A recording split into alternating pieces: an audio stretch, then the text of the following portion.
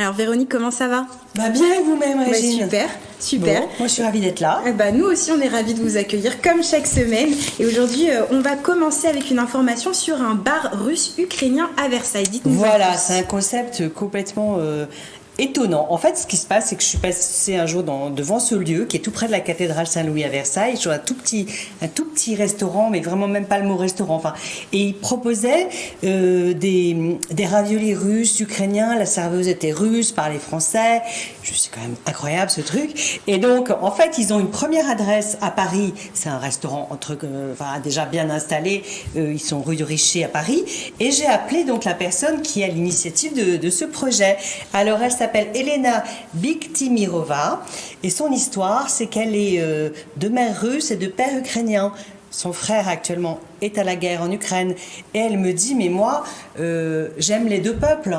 C'est une double souffrance en fait cette guerre pour les personnes qui ont de la famille dans les deux pays, c'est juste atroce. Et elle était en France depuis 5 ans, elle a fait une école de cuisine qui s'appelle le Cordon Bleu. Elle a travaillé dans différents restaurants et elle s'est décidée juste au début de la guerre à monter ce Pirochki bar, je ne sais pas si je prononce comme il faut, où elle propose de la nourriture à la fois russe et ukrainienne. Elle me dit on utilise les mêmes ingrédients, il y a très peu de différence. Elle propose les recettes de sa grand-mère russe et le personnel est soit russe, soit ukrainien. Il y a des réfugiés qui sont là, qui ne parlent pas encore français, mais ça va venir. Et donc, elle a aussi ce petit lieu à Versailles qui est un peu en devenir, où on peut déjà, entre 11h et 15h, aller chercher à emporter donc, ces fameux raviolis, soit russes, soit ukrainiens, et toute cette cuisine. Alors, soit on la connaît déjà et on va être ravis de la retrouver, parce que là, c'est vraiment, on est dans l'authentique à 100%, soit on a envie de découvrir des choses vraiment différentes, et là, pour le coup, c'est le cas. Alors, si vous voulez que je vous explique, si vous êtes un petit peu pointu, ma chère amie, je peux vous dire que vous allez trouver là-bas des zakouski, bien sûr, des pelmenis, qui sont des raviolis russes, des vareniki, des raviolis ukrainiens, un dessert qui s'appelle le medovik. Enfin, on est vraiment dans le pur tradition, des choses qu'on ne connaît pas, qui sont absolument délicieuses. Et après, ce petit lieu à Versailles va évoluer, va devenir aussi donc vente à emporter, tout est fait maison, et va devenir aussi une boutique avec des produits qu'on trouve nulle part. Et voilà, on en reparlera. Mais en tout cas, du fait maison à emporter, c'est génial, ça donne envie. Et puis c'est un vrai dépaysement, comme je vous avais parlé d'Aisuki, le restaurant japonais, c'est exactement ça, c'est de la nourriture locale de là-bas qui est transportée ici par ce savoir-faire d'Elena. Voilà.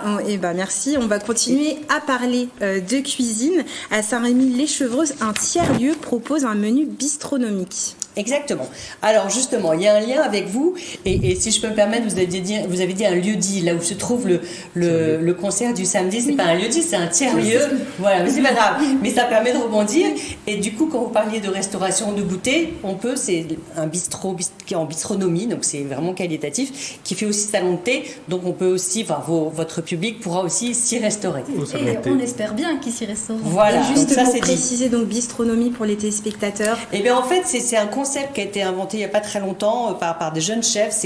C'est bistrot, donc ça a un côté assez rapide et pas trop élaboré, convivial, voilà, mais avec des produits de très haute qualité et au final quelque chose de délicieux. Et le chef qui est donc, ça s'appelle Chez Lily, on va finir par parler du projet. Donc Chez Lily propose donc de la restauration à l'heure du déjeuner ou salon thé l'après-midi. Vous pouvez aussi, c'est un traiteur. Vous pouvez commander pour des événements et aussi commander pour des choses à emporter. Alors, derrière ça, ce lieu, il est donc rue de Coubertin à Saint-Rémy-lès-Chevreuse, près du... Avenue Guy de Coubertin. Avenue, pardon. Oui, mais il y a une avenue Guy de Coubertin tout de même. On est à côté, l'association est juste à côté. Mais je sais, c'est comme ça que vous les avez connus, parce que moi j'ai parlé avec Paolo. On va y déjeuner régulièrement, on va y déjeuner régulièrement, c'est très très bon. Ben voilà, il faut vraiment y aller. Et donc, pourquoi ils ont créé ce lieu? Parce qu'à la base, c'est un projet social. C'est pas une association, c'est une SIC. Qu'est-ce que c'est qu'une SIC? Une coopérative d'intérêt collectif. Voilà, un modèle d'entreprise à but non lucratif. Et c'est Constance qui a voulu monter un projet social avec la création de ce tiers-lieu. Il est en devenir aussi, ce tiers-lieu. Là, ils sont dans les 2 premières étapes. Et comme son projet a besoin de financement et il voulait être autonome, ils sont plusieurs, bénévoles, mais c'est leur façon de gagner de l'argent et d'être autonome pour après toutes les choses qu'ils vont proposer.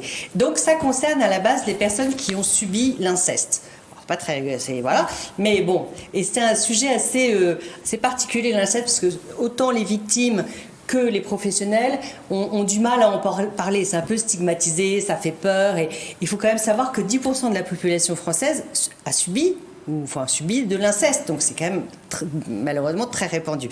Et donc leur idée à ces gens de force de vivre, c'est de proposer un lieu, parce que l'inceste en fait c'est un abus de pouvoir par le lien familial.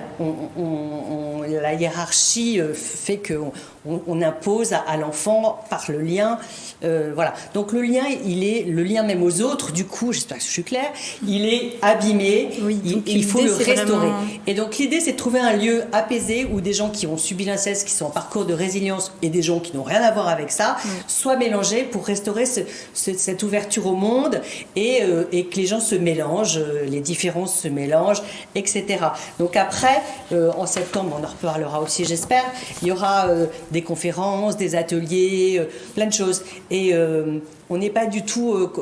quand vous êtes dans ce lieu, il n'y a pas écrit l'inceste. Bon, bref, c'est un lieu un peu hors du temps, je trouve. C'est une ambiance, très beau jardin, voilà, c'est serein, c'est apaisant. Et on peut y aller...